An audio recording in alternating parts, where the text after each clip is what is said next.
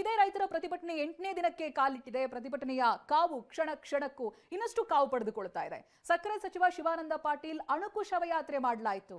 ಹಾಗಿದ್ರೆ ಈ 8 ದಿನಗಳು ರೈತರ ಹೋರಾಟ ಹೇಗಿತ್ತು? ಈ ಬಗ್ಗೆ ಕಂಪ್ಲೀಟ್ ರಿಪೋರ್ಟ್ ಬನ್ನಿ ನೋಡೋಣ.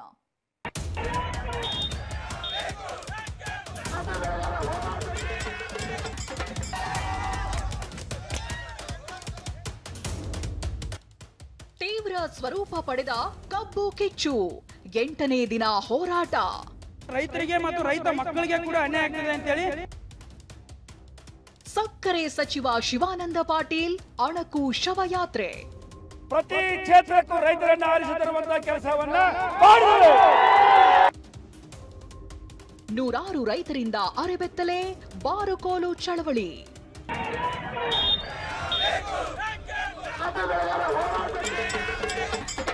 ಕಿಚ್ಚು ಅನ್ನದಾತನ ಆಕ್ರೋಶದ ಕಟ್ಟೆಯೊಡೆದಿದೆ.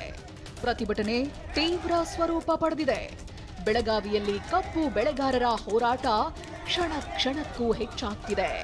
ಕಬ್ಬಿಗೆ ಬೆಂಬಲ ಬೆಲೆ ಘೋಷಿಸುವಂತೆ ಆಗ್ರಹಿಸಿ ರೈತರ ಹೋರಾಟ 8ನೇ ದಿನಕ್ಕೆ ಕಾಲಿಟ್ಟಿದೆ. ಸರ್ಕಾರಕ್ಕೆ ಖಡಕ್ ಎಚ್ಚರಿಕೆ ಕೊಟ್ಟ ರೈತರು ಆಕ್ರೋಶ ಹೊರಹಾಕ್ತಿದ್ದಾರೆ.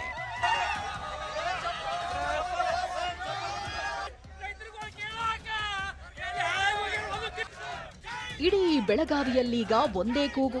ಸಾವಿರಾರು ರೈತರು ಕಬ್ಬಿಗೆ ಬೆಂಬಲ ಬೆಲೆ ಘೋಷಿಸುವಂತೆ ಆಗ್ರಹಿಸುತ್ತಿದ್ದಾರೆ. ನಮ್ಮ ಬೇಡಿಕೆ ಈಡೇರಿಸುವವರೆಗೂ ನಾವು ಕದಲೋದಿಲ್ಲ ಅಂತ ಆಕ್ರೋಶ ಹೊರಹಾಕ್ತಿದ್ದಾರೆ. ವಿವಿಧ ರೀತಿಯಲ್ಲಿ ಪ್ರತಿಭಟನೆ ಮಾಡಿ ಸರ್ಕಾರಕ್ಕೆ ಬಿಸಿ ಮುಟ್ಟಿಸೋ ಕೆಲಸ ಮಾಡ್ತಿದ್ದಾರೆ.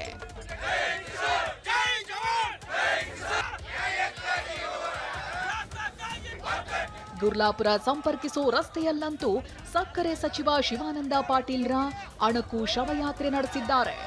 ಶ್ರದ್ಧಾಂಜಲಿ ಫೋಟೋ ಹಾಕಿ ರಸ್ತೆಯುದ್ದಕ್ಕೂ ಮೆರವಣಿಗೆ ಮಾಡಲಾಯಿತು. ಬಾಯಿ ಬಡಿದುಕೊಂಡ ರೈತರು ನಮ್ಮ ಪಾಲಿಗೆ ಶಿವಾನಂದ ಪಾಟೀಲ್ ಸತ್ತೋದ ಅಂತ ಕೆಂಡ ಕಾರಿದ್ರು.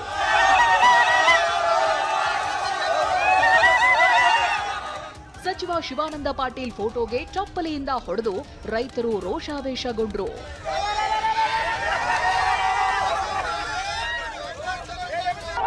ಹೋರಾಟಗಾರನ ಮಾತಾಡ್ತೇನೆ ಸರ್. ಈಗ ಯಾವ ರೀತಿಯಾಗಿ ಹೋರಾಟವನ್ನ ಮಾಡ್ತಾ ಇದ್ದೀರಿ ಸರ್? ನಮಗೆ 3500 ಕೊಡ್ಲಿಡ್ರಿ. ಕೇಳಿ ಸಾಕಾತ್ರಿ. ಇವತ್ತು ಹಣ ತಗೊಂಬಂದ್ರಿ. ಇವತ್ತು ವಸೂಲಿ ಆಗ್ಬೇಕು. 3500 ಘೋಷಣೆ ಮಾಡ್ಬೇಕು ಅಂದ್ರೆ ಇವನ್ ಆತ್ಮಕ್ಕೆ ಶಾಂತಿ ಸಿಗ್ತೈತ್ರಿ. ಯಾವ ರೀತಿ ಹೋರಾಟ ಮಾಡತ್ತೀರಿ? ನಮ್ಮ ಪಾಲಿ ಶಿವಾನಂದ ಪಾಟೀಲ್ ಅವ್ರು ಸತ್ತಿದ್ದಾರೆ. ಯಾಕಂದ್ರೆ ಅವ್ರು 3500 ರೂಪಾಯಿ ಘೋಷಣೆ ಮಾಡಿಲ್ಲ ಬಿಲ್ಲ. ಅದಕ್ಕೆ ನಮ್ಮ ಪಾಲಿ ಸತ್ತಾರು. ನೋಡ್ರಿ, ಎಲ್ಲಾ ಸಕ್ರಿ ಫ್ಯಾಕ್ಟರಿ ಮಾಲೀಕರಿಗೆ ಮೊದಲ ಧಿಕ್ಕಾರ ಹಾಕ್ತಿವಿ ರೈತರೆಲ್ಲರೂ. ಯಾಕಂದ್ರೆ ಸತತವಾಗಿ 8 ದಿವಸದಿಂದ ನಡೀತಕ್ಕಂಥ ಈ ಒಂದು ಹೋರಾಟಕ್ಕೆ ಯಾವ ಒಬ್ಬ ಸಚಿವರಾಗಲಿ ಸರ್ಕಾರ ಆಗಲಿ ಸ್ಪಂದಿಸ್ತಾ ಇಲ್ಲ. ಇದಿಷ್ಟೇ ಅಲ್ಲ, ಮೂಡಲಗಿಯ ಕಲ್ಲೇಶ್ವರ ಸರ್ಕಲ್ನಲ್ಲಿ ರೈತರ ಹೋರಾಟಕ್ಕೆ ವಿದ್ಯಾರ್ಥಿಗಳು ಸಾಥ್ ನೀಡಿದ್ರು. ಇದು ಟ್ರೇಲರ್ ಅಷ್ಟೇ. ಅಭಿ ಪಿಕ್ಚರ್ ಬಾಕಿ ಹೇ ಅಂತ ಸರ್ಕಾರಕ್ಕೆ ವಿದ್ಯಾರ್ಥಿಯೊಬ್ರು ಎಚ್ಚರಿಕೆ ಕೊಟ್ರು. ಸರ್ಕಾರಕ್ಕೆ ಒಂದೇ ಒಂದು ಸೂಚನೆ, ಇವತ್ತು ಸಂಜೆ ಒಳಗೆ ಅನ್ಬಿಡ್ದ 3500 ಕಬ್ಬಿನ ಬೆಲೆ ಕೊಡ್ಬೇಕು. ಅವ್ರ ಇವತ್ತಿನ 1000 ಗಂಟ್ಲೆ ಬರ್ದೇವಲ್ಲವ, ನಾ ಲಕ್ಷ ಗಂಟ್ಲೆ ಬರ್ತು ಅಂತ ಹೇಳಕ್ ಇಷ್ಟಪಟ್ಟು ಅವ್ರಿಗೆ ಒಂದ ಮಾತು ಹೇಳ್ತೀನಿ ರಾಜ್ಯ ಸರ್ಕಾರದವ್ರಿಗೆ.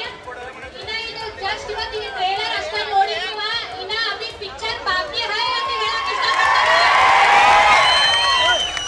ರೈತರನ್ನ ಏನ್ ತಿಳಿದಿರ ತಿಳಿಯಲಿಲ್ಲ ಮುಂದೆ ನಾವು ತೋರಿಸ್ತೀವಿ ನಿಮ್ಮನ್ನ. ರೈತರ ಕೈಯಾಗ ಬೇರೆ ಯಾರದಾರ ಇಲ್ಲ ಗೊತ್ತಿಲ್ಲ, ವಿದ್ಯಾರ್ಥಿಗಳು ಎಲ್ಲರೂ ಅದರವ. ಅಥಣಿಯಲ್ಲಿ ಅರೆಬೆತ್ತಲೆ ಬಾರುಕೋಲು ಚಳವಳಿ.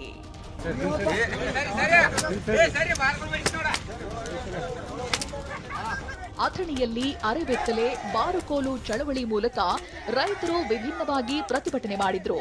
ದರ ನಿಗದಿ ಮಾಡೋವರೆಗೂ ಹೋರಾಟ ನಿಲ್ಲಿಸೋದಿಲ್ಲ ಅಂತ ಎಚ್ಚರಿಕೆ ಕೊಟ್ರು. ಮೂಡಲಗಿ ಪಟ್ಟಣದ ಜನರೇ ಸ್ವಯಂ ಪ್ರೇರಿತವಾಗಿ ಅಂಗಡಿ ಮುಂಗಟ್ಟು ಬಂದ್ ಮಾಡಿ ಬೆಂಬಲ ಕೊಟ್ಟಿದ್ದಾರೆ.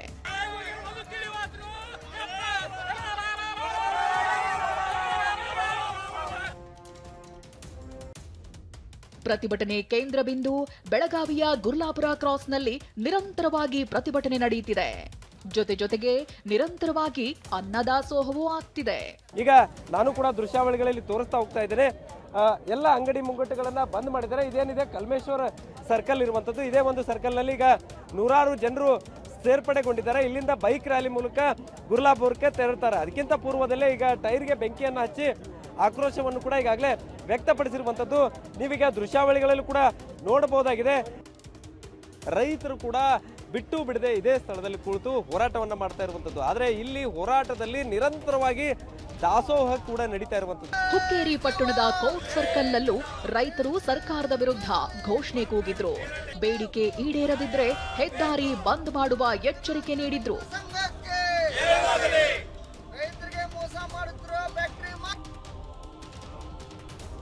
ಬೆಳಗಾವಿಯಿಂದ ಸಹದೇವ್ ಮಾನೆ ಜೊತೆ ರವಿ ಮುಖಿ, ಟಿವಿ9 ಬಾಗಲಕೋಟೆ.